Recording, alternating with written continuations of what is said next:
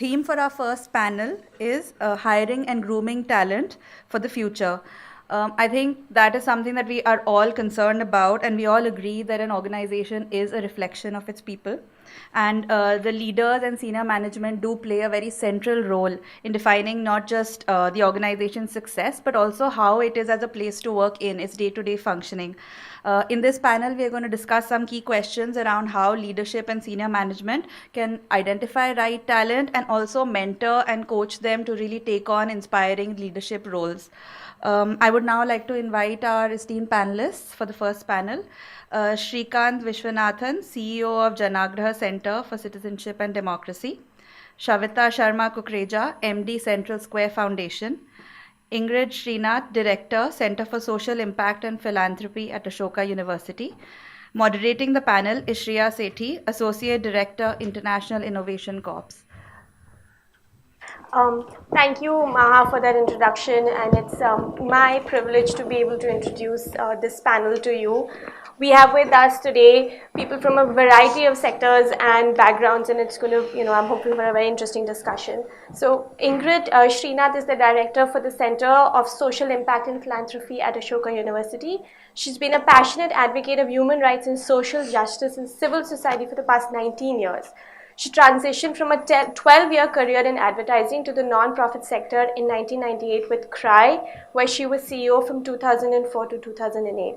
From 2008 to 12, she served as the Secretary General at Civicus, World Alliance for Citizen Participation, an influential global network of non-profit organizations. She's also been the Executive Director of Childline India Foundation, India's emergency helpline for children in distress, and most recently, CEO of Highvis India, the Indian arm of the Dutch Global NGO.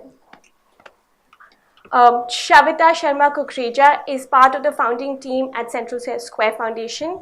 She leads CSF's work on classroom instruction, EdTech, and Grant Accelerator, and oversees CSF's organizational development. She brings to the team more than 15 years of prior professional experience in management and education.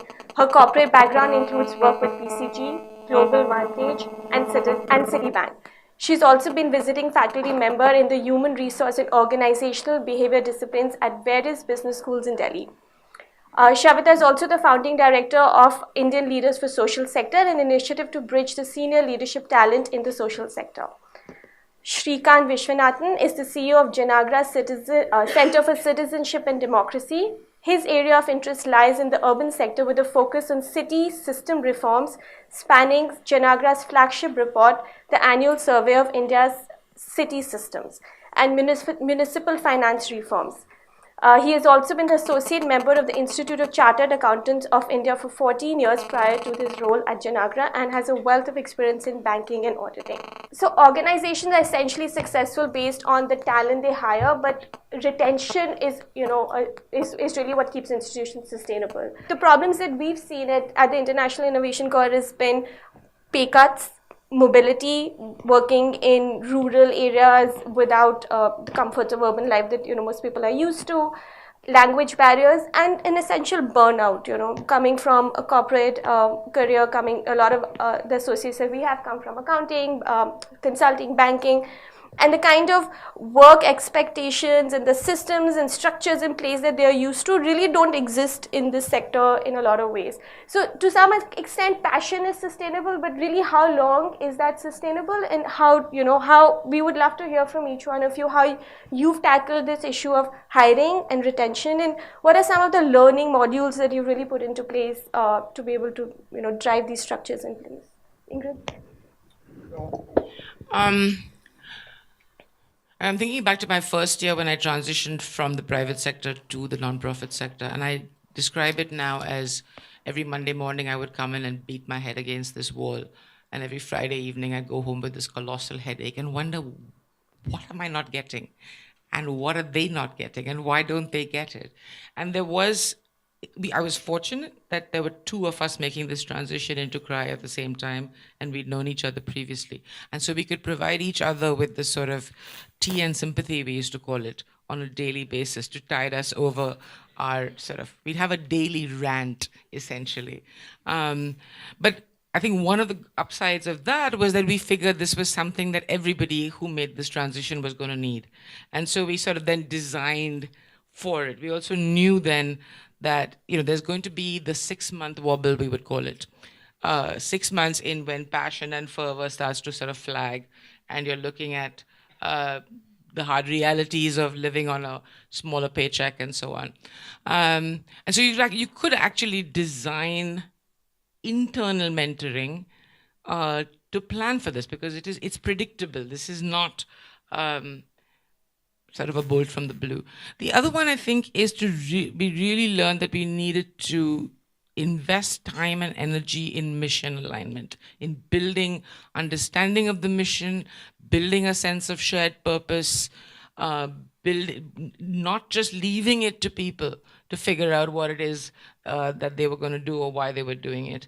The second thing that helped, I think, was a degree of living one's values, I'm going to call it telegraphically, which is too many organizations, I suspect, and Yamini touched on it briefly, which is we're out there advocating justice, inclusion, participatory governance, all of that. And then in-house, we're not practicing any of that. I think particularly where you're absorbing talent that comes in at a mid-level or a senior level, there's the need to really devolve authority, really devolve power, really devolve decision-making, and to not do it by exception or on an individual case-to-case basis, but to actually do it systemically. So at CRY, for example, the regional committees, they were called, were exact mirrors of the National Management Committee and had exactly the same sort of powers at the region. So somebody coming in as a finance manager in Bombay had a say in the governance, the strategy, the program selection, the partner selection that was equal to or a subset of what their counterparts at the national level was doing. This cross-functional thing, I think, was also critical, so that this was not silos of program people who are all MSWs and doing, of one mindset, and then all the fundraising and communications people that are corporate types, and we're beginning to feel like we were treating them like ATMs. We just stick a card in and cash flows out, kind of thing. And we're not good for anything except bringing in the cash. So to have across functions, finance, legal, HR, IT, everyone not as involved, but with some involvement on the program side of things or on the fundraising side of things. Get program people to go out on fundraising calls just to see how difficult it is, or just to experience what it is that they're fundraising. I think that building that cohesion, building that sense of shared purpose was and living your values, to actually experience empowerment for yourself. Because if you haven't, there is no chance, I can guarantee you this, no chance that you can make it happen out there. Thank you. I think in contrast to, I'll build on from how Ingrid articulated her transition. I think fortunately for me, the transition from corporate to development sector happened when we were starting out Central Square Foundation, right? So a lot of the uncertainty or the angst of it being across sectors kind of got covered with the fact that it was also a startup. In an entrepreneurial setup, I think all of us, if I look back at our core team, I think our founder Ashish and I are the only ones who are still around. Most of them have moved to do different things, a lot of them within development. But I think a lot of that angst and uncertainty of settling down was also because we truly believed we were trying to bring a different approach to how we were doing education. We weren't an operating organization. We were looking at what would be a different theory of change or a different lever of change to bring about that impact. So from, if we think of how the institutional mechanisms which might have existed in our previous organizations, whether it's hiring, whether it's the coaching and mentoring, whether it's someone just making sure you're up the learning curve, you're getting the necessary support, you're getting the necessary perks, right? All of those become important. I think for us, a lot of it became learning on the job. A lot of the definition of our roles, how we would structure our work, how we would structure our teams, was something that we kind of learned together for the first couple of years. And in fact, it turned out to be a big blessing in disguise, because we were able to define somehow that set or the framework in which we as a team of people would come together. Actually, that's really interesting, because one of the things we wanted to dwell deeper was, specific toolkits. Like, so, it's everybody's in a similar place, and we would really love to have examples of, you said you have these necessary books. Like, how would you define, or how did you come up with, what would be that something that you could offer? To be completely honest, I think we're still evolving. We're still attempting to. My colleague Ruchi is here, and she came on board a year ago to lead HR and organizational development at CSF. Prior to that, that was an additional responsibility I continued to hold. So the honest answer is we are still evolving. But I mean, I think you have to be accepting of the contrast. One of my favorite anecdotes I share with all my colleagues is that I started with a strategy consulting firm. Pretty much with my offer letter, I knew what are the 3 international trainings I'll attend in my first year. Especially when it's your first job from campus, that's so cool, right? I worked with a bank, and actually on paper, my immediate line manager got supervised on how many trainings I attended during a year.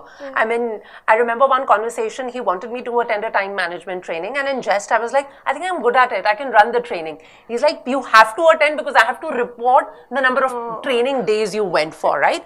I mean, those are structures, and there's obviously an aspect of funding, and it takes cost, time, effort, and you need to build a team to give that support. But I think even more importantly, what is the articulation of training needs of people in this sector, right? Can I just get something off the shelf which is being provided? Even coaching, the way you will give to a development sector professional versus to a corporate sector professional, a lot of it is still emerging. The institutionalization that Yamini referred to, I think a lot of that is still in discovery phase and in a journey phase. So it's a contrast, but I think it's also, personally, I think it's also how you view it, right? It can also be very energizing to get the ability to shape that. Thank you. So we, from what I understand, I've been with Janaagraha for 7 years, and we're a 17-year-old organization. We work on fixing cities through citizen participation and governance reforms. So the way I understand from some of my colleagues who were part of the founding team is we were a hopelessly fuzzy campaign for the first few years. And then we overcorrected on the other side, where we had scary Monday morning meetings with Excel trackers, which nobody could deal with. And now we are trying to find the mid path. And we've set for ourselves some ridiculously ambitious goals, particularly on reimagining ourselves as a workplace, which is how do we build an organization which is the body of an incorporated entity but the soul of a movement? And how do you create a workplace where you blur the line between work and life for individuals who join, so they don't see the job that they do as a job. So it no longer is a job, but it's part of their life that they're able to spend. And for us, it's been much, much harder to hire than to retain. When we've hired right, we've managed to retain. And some of the aspects that we think where this balance between corporate tools and methods and the need to retain the soul of a movement where we need to work hard, and it's very hard to even find examples from within the sector, because the organizations that are touted as having best practices in human resources are those that have largely borrowed from private sector templates, and that's being hugely problematic. So one is responsibility and empowerment. In fact, we find many people who come and join us want to escape some of the bizarre practices in the corporate sector, whether it's hierarchy, lack of empowerment, cookie cutter templates, and using a lot of phrases that may not mean much to you, right? So for example, alignment to the mission in a development sector organizations means something. But alignment to a mission in a private sector organizations for many people, even the chief executive of a company may be fuzzy, right? So one is responsibility and empowerment. They really value being given responsibilities which they can handle themselves, because much of their lives they've been governed by other people, whether it's schools, colleges, homes, or even the private sector workplace. Second is exposure to working with government and other sectors. So they love getting exposed to media, working with a government, going up on a stage and speaking or presenting, right? Because in hierarchical setups, including in corporates, you're a cog in the wheel. Whereas when you put them out there, they really appreciate it.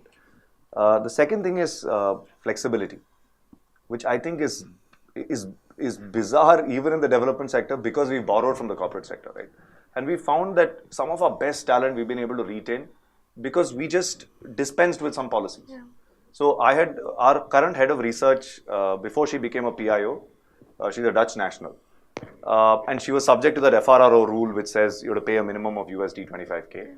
So she said, I'm going to have a baby and there's no way I'm going to work for a year and a half. So we ended up paying her salary because you were not able to cut her salary because of loss of pay or anything. But she's part of our executive team now and she's been a fantastic resource. So some of these are seemingly dispensations to policy, but they're worthwhile to make. I don't think we need to be fussed so much about this. So they really care about flexibility, and we find a lot of our women leaders particularly value small moves like if you double your medical insurance with a small cost of 2-3 lakhs a year, or if you're able to cover their kids, one additional kid, if you're able to give them better work from home options, etc., they really bring a lot to the table. The last thing is I think a lot of the corporate policies seek to impose uniformity because of their origins in the Industrial Revolution and assembly lines. And I think that uniformity is a huge enemy of trying to create even an efficient workplace, I would say, in the development sector and an engaged workplace. So we are in the process of seeing whether we can have different policies for different teams even within the organization. Not stop trying to micromanage the implementation of the policy. Hire the right people, have some basic accountability standards, and move away from creating uniform policies to saying as long as basic accountability standards are met, then we can be a little more sensible in having those policies. That's very interesting, but my one thought is that all of these things require a lot of effort and like dedicated thinking and creating different policies for different organizations. And you also mentioned that we really thought through this. A lot of organizations that we work with and associate with just don't have that kind of budget to be able to have a separate team looking into this space and really thinking through it. So how have you worked around that? So see, some of these, frankly, I think sometimes I begin to wonder, why did you have a nonsensical policy in the first place? So it's a little bit more of unlearning than learning. And though so the first couple of years that I came from the private sector, I thought I could just copy paste from the private sector and completely change the organization and sector, wave a magic wand. And now I begin to think some of those policies are quite silly. And these moments of realization happen when there are colleagues who ask you basic questions. So I think it's a lot more of unlearning. And what we are finding is, yes, there are certain aspects, like for example, if you need serious investment in learning and development, off the job you need budgets. But I think realignment of policies and creating a more engaged workplace, frankly, doesn't require budgets. We just need to unlearn from the corporate sector and create. So I'm beginning to think now, when Gandhi did the Dandi March and he needed a certain number of followers, did he have a metric for the number of followers? Did he write an email to Patel copying Nehru, saying, by this day I want these many. So there's something wrong with the way this incorporated entity is getting calcified or ossified in the pursuit of mission. 5 years ago, I think we had a different problem. We said we were too much of a campaign. People used to come in, log in, and then go for 2-hour breakfast breaks and come back. But I think there's a way to find a balance. Went to the other side. Yeah. There is a sweet spot, I think, between. I'm not sure this is working. There is a sweet spot, I think. Two of our board members at CRI came from the financial services sector, and they were adamant that we should try out bonuses, performance bonuses. And we resisted it for the longest time. Eventually we gave in and said, okay, we'll do it as a pilot. We ran it for 2 years. It made no difference. Essentially, the star performers continued to be star performers. The people that were terrible at their jobs continued to be terrible. When we went back to them and said, we've tried it for 2 years, it doesn't work, they were like, the bonuses aren't big enough. That's the problem. Oh my God. So there's almost resistance to the belief that anything that comes out of the corporate sector might be inappropriate. So there is, yeah, it's not as if recognition doesn't work. I found that for many people to be on that list of the people that had made 100% of their objectives at the end of the year was far bigger than any check you could write them. So it's not always about money. In fact, it seldom is about money. It's much more about, What else? yeah, The what else? that's right. Rewarding what actually matters. She made such a pertinent point. We tried performance bonuses for the last 3 years. They spectacularly failed. We are scrapping it this year. Yeah. We just took an executive committee meeting decision. We scrapped it. So it was a bit of unlearning. We needn't have introduced the policy in the first place. So. And I think which is where the context becomes very important. You know, I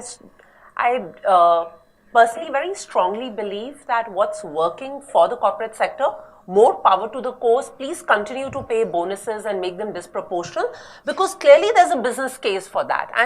But blindly just copying templates and models because they worked in a very different context and saying, hey, you know, the number wasn't big enough, or you didn't do enough campaigning around it. Realizing that in that context, there could be very different institutional mechanisms. You know, whether it's taking people along, whether it's flexibility, whether it's just keeping people grounded and reminding them for the reason that you're doing this work, right? And that's where you are able to address a lot of what seem to be the more critical people issues, just from a compensation, perks, and structured opportunities, to you joined for a reason. And if you're able to sustain that passion, I think more effort needs to be to institutionalize and channelize that energy. Absolutely. And what, you know, you said 6 months. With our program, it's a structured 1-year program. 6 months is when we do a mid-year. And what helps is when they hear everybody else is kind of going through the same thing. So this peer-to-peer, everybody is very isolated and feel only we are going through this burnout. But when you hear that everybody is going through and you can collectively come together and identify what is that passion, or, you know, realign and say, why are we all doing this in the first place? Then they kind of go back to their own projects with a lot of enthusiasm. I think the one thing we can actually learn from the corporate sector is to take performance management seriously. So whether that is from, you know, working out your competency dictionary and interviewing for those competences, and not based on pure passion or pure something else, or whom I like, or who went to the same college as me, or whatever.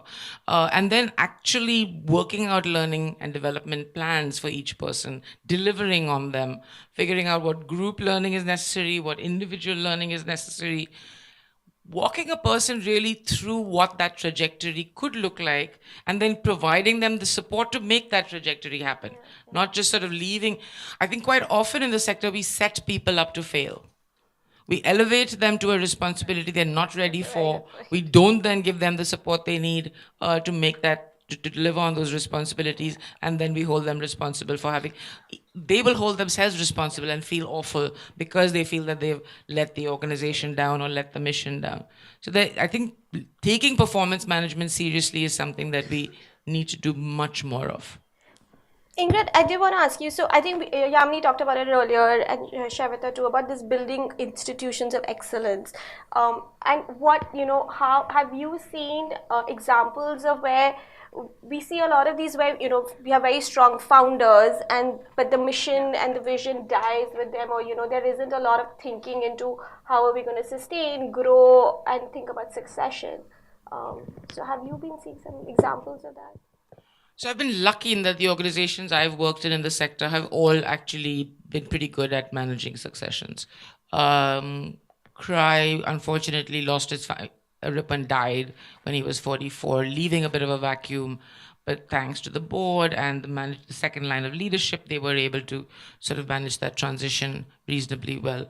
At Civicus was harder because my predecessor there was this larger-than-life charismatic soul who carried all the knowledge about the organization in his head, and all the equity the organization enjoyed were personal relationships. So there we actually had to design for a 1-year transition so that we can successfully hand over all of that information, all of that knowledge, all of that the social capital that he had. At Childline, again, Jaru, who was the founder, she may be the one thing that this rare species of a serial social entrepreneur. So she designs for exit when she creates the entity. And she's resolute about it. You know, even if there's a crisis, she's not going to come running back or breathing down the successor's shoulder. So I've been, in that sense, fairly fortunate. I don't think, first of all, that the problem is restricted to our sector. If you look at what happened at Infosys recently, or you look at what happened with the Tata Group recently, or you look at what happens with every political family there is in our country, this is clearly not a problem that is a non-profit problem. I also think it's not so much about succession planning. Just based on my experience, I think and this is a data set of 3 organizations, it's more important to design for resilience than to necessarily do a great succession. If you have great bench strength, if you have a great second line of leadership where everybody's been involved in decision making outside of their silos, has been involved in co-creating strategy, in managing relationships, external and internal, then you're well set up to handle any shock to the system. That shock might be the loss of your CEO. It could be some other kind of shock, the loss of your major donor, the whatever. So, but what you really need to design for, I think it's unrealistic in some senses in most NGOs to think that we're going to have, this elaborate succession plan that is going to work like clockwork. That said, founders have difficulty letting go, and not just in our sector. Look at Facebook. Look at Elon Musk. And it's as much, I think, a problem of this is who they are. Identity. This is who they are. If you take this away from them, who are they? And so I think it's critical for founders or leaders, really, to plan their life after, as much as it is for the organization to plan for what's going to happen with the successor. If they have something fascinating, exciting, challenging to move on to, then there's you've got a better shot at them letting go than if not. That's very true. I think again, right, because especially in the development sector, so much of it becomes about the passion the founding leader is bringing to the team. It does become, and I think all of us have experienced it, where the organizational identity and the founder's identity are almost amorphous, right? The institution is equal to the person. In addition to, I'm building on, Ingrid, your point of if there is a leadership team which can build in that resilience, right? A CXO equivalent, if I might borrow a corporate term. The other personal experience we've had both as, so CSF for the first 5 years, we were only funded by our founder, right? Now we have external donors. So we call it like, we're growing up as an organization. We're now a grown-up organization, a more mature organization. I think 2 other aspects, in addition to having an institutional leadership team and being mindful that what we are trying to impact on the ground, it might have started with the founder's vision, but we are doing it collectively. Second is governance structures. And obviously, depending on how NGOs are structured from a trust perspective, even if it's not a fiduciary board, but having an advisory board which is mindful of the organization as an institution. And obviously they're invested in the founder's success and the vision and passion he or she is bringing to the organization, but knowing that the organization needs to outlast just that individual. Exactly. I think we are trying to borrow too much from the incorporated corporate form of organization. And perhaps, therefore, we are falling into some of these traps. Because we are paying a lot more importance to a job and to the organization and therefore the founder.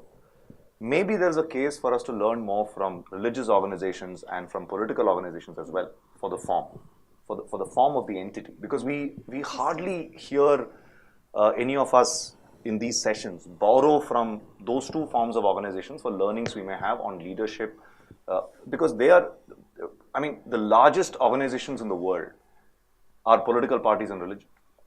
They're not corporates. And they are organizations where the end goal is fuzzy, where there's nothing in it. There may not be much in it for the individual in terms of tangible results and so on, unlike a corporate, right? Where the main inspiration may not be money. So there may be a case for us to look at those forms of organizations, to look at the independence movement of India, to look at political parties, to look at the Black emancipation movement, to look at Martin Luther King, Nelson Mandela, etc., and look at that and try and borrow from there as well, both the pitfalls and the advantages. The second aspect is, I think, particularly in the development sector, I think we need to move away from focusing on verticals and vertical job roles and departments within an organization, and look at horizontal workflows which are value chain oriented. This is again a reason, this again I believe is something we may have borrowed from the corporate sector, where we look at vertical forms. You say you have this department, you have a finance department, you have an HR department, you have, even your programs are all individual departments, which is where, the founder or the CEO is someone, very often the only person holding it all together. Yeah. Whereas if you encourage horizontal workflows and re-architect them, then perhaps there's dispensability to people who hold it all together. So, we work with a lot of really young professionals between 23 to 25. It's a very different generation, and there is this, whole need for like, we want more, we want to do something different, we want to do, and it's like every 2 years you want to do something else, right? So in that space of constant movement, constantly knowing about so many different things, how are you looking, and what is, we all talked about what is that something else that we are offering, or how are we identifying that we are able to retain some of this talent and kind of grow them to more of a leadership position? Any successes? Lots of learnings. Please do share. I think clearly, like the millennials as they are called. Now they're not even millennium. Now they're Gen Z. Yeah. Yeah, Gen Z. So that's why the 2 years has changed to 6 months, right? 3 months into the role, you want to do something more strategic. Am I truly adding value? I'm getting bored. Can I do something different? Can my workflow be horizontal, vertical? Which is, I think they bring a lot of energy, a lot of commitment, and they genuinely bring skill to the team. But it also, I think for me, we need to channelize that energy, right? Because if you want to move around, you want to contribute to every possible team and every possible workflow, the reality is you might end up doing more damage even to your own growth, right? There will be a learning curve. Even the smartest people in a new role, in a different team, in a new organization will take time to just pick up on the language, the relationships, what we know, what we don't know, what we want to learn. I think just being more mindful of the fact that we want to keep them energized, we want to kind of channelize that energy. But to be honest, might sound a little blunt, but we can't give in to every request for wanting to do something different and wanting to do something more. I think deliberately being more mindful of the fit of the role that they're getting hired for, right? As best as possible, be able to paint a picture for them if this is the team that you're coming into. There can be fluidity around workflows, but there are, and again goes back to performance management. Ingrid, your point, right? At the end of the day, I want to feel energized and engaged on a daily basis, but it's at some level, I think all of us have to accept that there could be a more mundane part of the job which also needs to get done. Exactly. And if all of us are looking to, feel like I'm strategically adding value every day that I work, there's something wrong in my mental model of how I want to create that impact. We also face the challenge of at least a lot of the fellowships are structured around 2-year programs. A lot of the young people, especially pre-grad school, want to do these 2-year stints and move on to higher education. I genuinely think they make available a great talent pool, but how do we channelize that energy?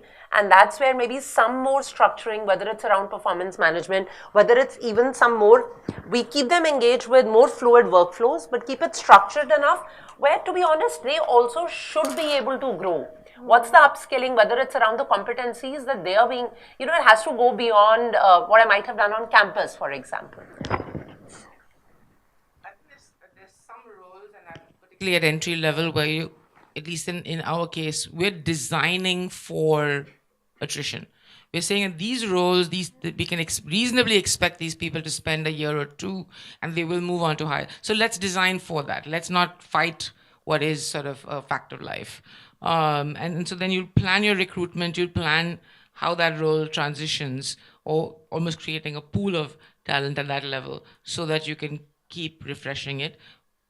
And it's not then a betrayal of something that you're leaving. It's very much an understanding that you have at the point that the person joins, that this is going to be a short-term or relatively short-term assignment.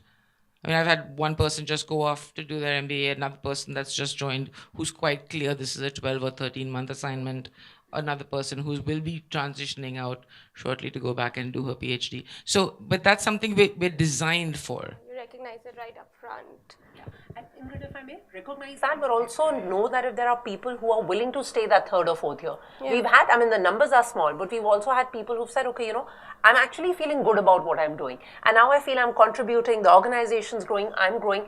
The numbers are still single digits, but within that context, being mindful of that the few who stay on the third and fourth year is actually great, and then to be able to offer them that grooming, that learning, that empowerment, that, I'm even if I'm just deferring grad school, I don't think we've reached where people are saying, oh, okay, I don't want to do grad school and I'll continue working. But if I'm deferring it, what are then some of the development opportunities we can support them with? And this whole grad school thing is working well because somehow it's got that, 2 years of social sector work automatically gives you a heads up in grad school. So and there is a lot of talent flow happening. And we should shamelessly leverage it. Why not? That's a way to and to that point, I think what helped is providing them opportunities of of recognition, providing them maybe leadership opportunities, giving options to moderate panels, etc. I've generally seen that that's something that excites them because it kind of builds out different profiles within their skill sets. Srikanth, just in terms of retaining young talent. I don't know, can I make an orthogonal, slightly different point? So I really think in this sector we can aim to be a nursery of leadership for other sectors, including the corporate sector. Because I think the corporate sector, the way I see it now from the outside, is a little bit at sea on how do they recruit the next set of leaders who are able to marry aspects of environmental sustainability, of whatever they call Industry 4.0 artificial intelligence. But more importantly, how do you work in a democracy? How do you work across government, private sector, civil society, and so on?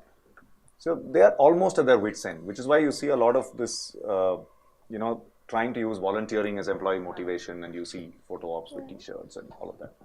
So I think there's a genuine case for us to be more ambitious in this sector and think of ourselves as people who can provide leadership to the other sectors. So we use, in the context of cities, but it may apply to other areas, we look at 4 E's as important aspects that need to come together.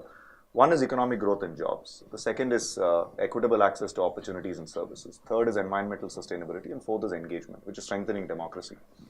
So until now, we created a lot of the problems in the world because we focused on one, as against the other. But now you have to marry all these 4. Absolutely. You have to marry all of these 4. And I think the only sector today which will provide exposure that builds your capabilities to think holistically, systemically, and look at economic growth and jobs without harming the environment but nurturing it, looking at economic growth and jobs but making sure there's equitable access to, and all of this within a democratic setup with civil society engagement, is the development sector.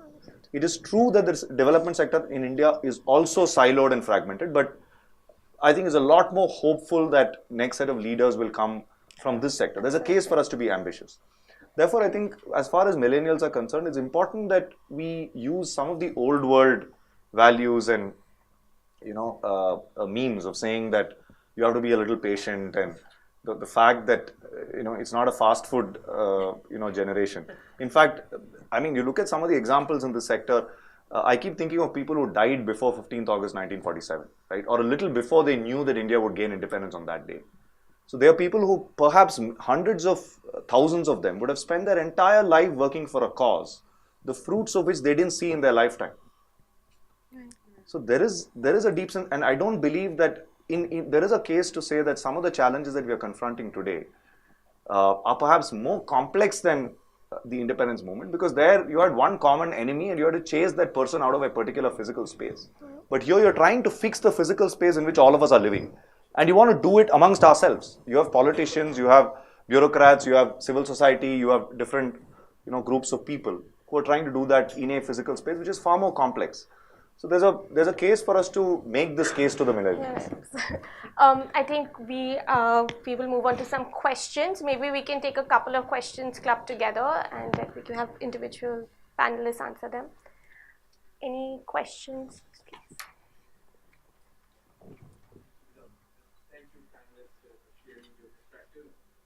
My question was building onto the unlearning aspect. Have you seen been personally or aware of any trends in terms of new hiring practices? Like, we still hire based on the similar model, interviews, resume. But have you seen or looked for any unlearning or any experiences that you want to share about how do we hire talent? Maybe we'll take a couple together. Thanks for the insightful discussion so far. My question, incidentally, again, I think somewhat to Srikanth. You talked about moving from vertical departments to horizontal workflows, and there's something we are also sort of thinking about, not really implemented in our organization. Any practical tools or tips on that particular front? Like how does one go about it? Is it just about creating different teams which are having all the function within themselves, like a finance person, a outreach person, and so on and so forth, or is it there is some other ways in which one can do this? Yeah, thank you. I have a question for the panel. Ingrid touched upon it briefly when she cited the example of CRY, that they had a group of MSWs and then a group of different background. I believe, coming from the development sector, that most organizations, especially those that are working on the ground, are likely to have an existing pool of talent which is from a very different background than the kind of backgrounds that we are thinking. So what are the strategies that you have used to really bring about a kind of a cohesion, or where everyone comes at the same level? Because what you, for example, Srikanth spoke about mission being totally different. There could be a group of people who are coming from that perspective already, and then there is a group of people who's coming from a very diverse background, the other so-called newer disciplines. So how, if you have faced such a situation, and how have you addressed that really? Thank you. Before that, I'd like to say to your question of hiring, go to Satyam. That's the new way of hiring. Do we want to take one each? If you would like to start off with the different hiring strategies that you've ever had. And Sure. So, to be honest, a lot of what we've attempted have been, we've had assignments, we've had people work on a submission, because it just, you end up putting a little more thought, especially if you are not from this sector. If nothing else, I know the person will need to go and do 2 readings on education, right? Somewhere you'll get a sense of, on first principles, we understand education isn't working, right? Which is why all of us, especially as parents, will choose to send our kids to a certain kind of school. So I think we've done the typical thing of checking, having a first exploratory fit conversation, maybe working on an assignment, going through a structured interview. But I think what we are becoming even more deliberate about, which in a way we've always been deliberate, but in a more structured manner, I think at the heart of it is the fit of the person with the role, right? Whether a person is moving from within the development sector organization into another one, the complexity of a corporate sector crossover is just the mental model that you have, right? And I personally believe a lot of it is, it's not so much unlearning, it's actually relearning. All the skills, all the competencies that you bring to the table, they have a need, but you have to understand the context in which you are trying to frame, right? The mechanics of, if the intent of bonus is performance management and retaining talent, no development sector organization in principle will ever deny the need to retain. How it plays out needs to be differently. I think one place where we are more creative or specific, especially at a leadership level roles, is not just getting them to spend time with people in the organization, but also our partner organizations. If in a particular role you'll be engaging more deeply with a certain set of networks, getting to spend time with them and investing enough upfront for them to understand the nuances of the role. Another challenge is that from a corporate sector perspective, and we struggled with it, I remember like now 2013-14, right? Somebody suggested put a posting on LinkedIn. But when an Infosys puts a role on LinkedIn for what a program manager Infosys means, everyone from TCS and HCL can apply for it, right? Because there's a fit of skill, and the same doesn't exist in the development sector. So somewhere even our titles, our roles and our teams don't truly capture the essence of the role, and it's all about helping unpack them, sometimes with partners, but a lot of organizational time going into that to help the person be able to, again, right, envision what is it that I'll be required to do, and accepting that there will be a learnability part of it. Srikanth, I think the horizontal workflows question was directed at you.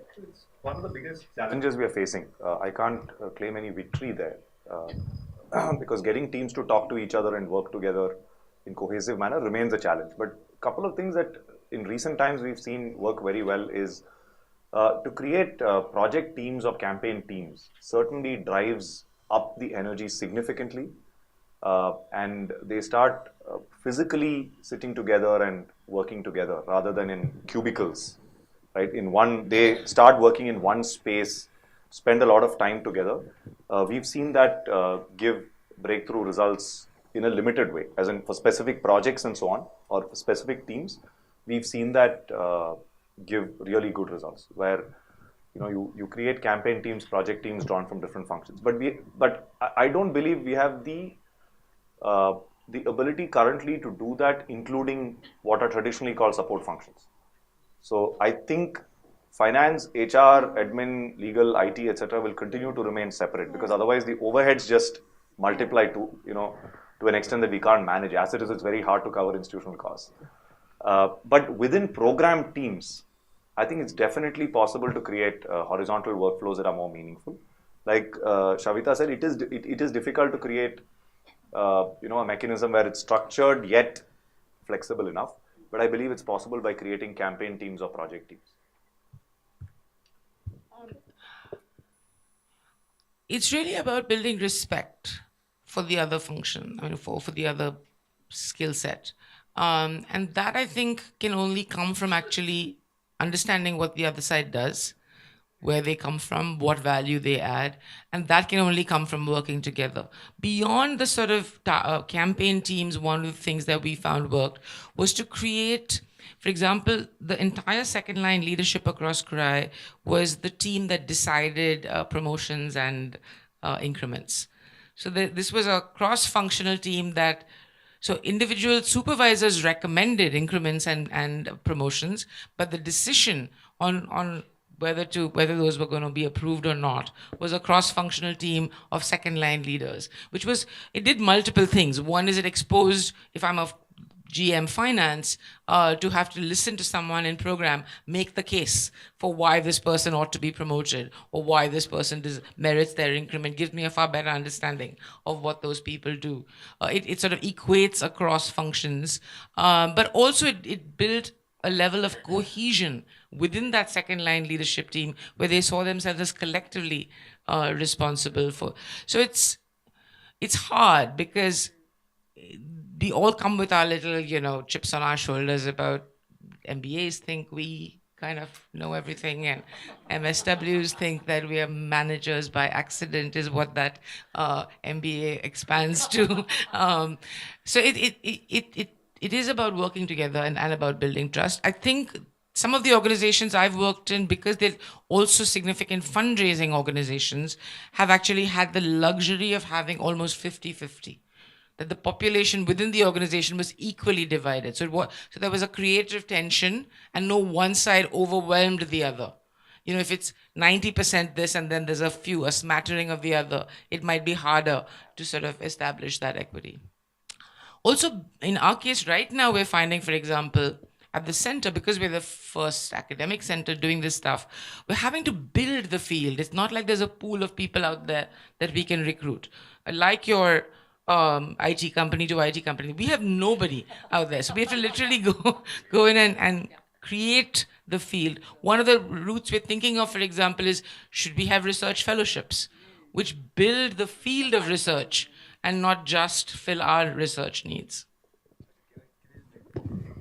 So on that, so we work on citizen participation, and in the early days, this was almost like open door policy, which means there were very few employees in Janaagraha, and large number of citizens would come and occupy the space and use the working space and so on, with a small number of employees holding it together, like project managers of sorts. Somewhere along the way, when we became too corporate type, I think we lost out on that. And on horizontal workflows, I think the moment you're more connected to your partners in the real world, I think that works backwards and you make sure that your workflows are more purposeful and less bureaucratic and oriented towards outcomes, and therefore horizontal. So that's something we're trying to now recreate, where we are saying, how can we now have fewer Janaagraha employees trying to stoke citizen participation, but we act as catalysts and we have larger number of volunteers, citizen volunteers who are able to. Now, the reason we started becoming lazy, and we said it's much easier for us to manage through emails and and all of that with your colleagues in a formal hierarchical work environment than it is to work with people who are unstructured and who may not want to come to the physical place where you come every day and so on. So I think if we overcome that little bit of laziness and that lack of structure and work a little hard on that, I think it's possible for us to engage more with volunteers. I think to your cohesion point, I think one of the things, because everybody comes with so much bias from the workplace that are coming in earlier, and this, mindset, immersion works really well. I think just putting people on the field and saying, if you're working in education, go spend some time in a government. If you're working in health, go sit in a public, health facility. If you're working with self-help groups, go spend a month in a village. And we've done this, right? Like, we've actually immersed people.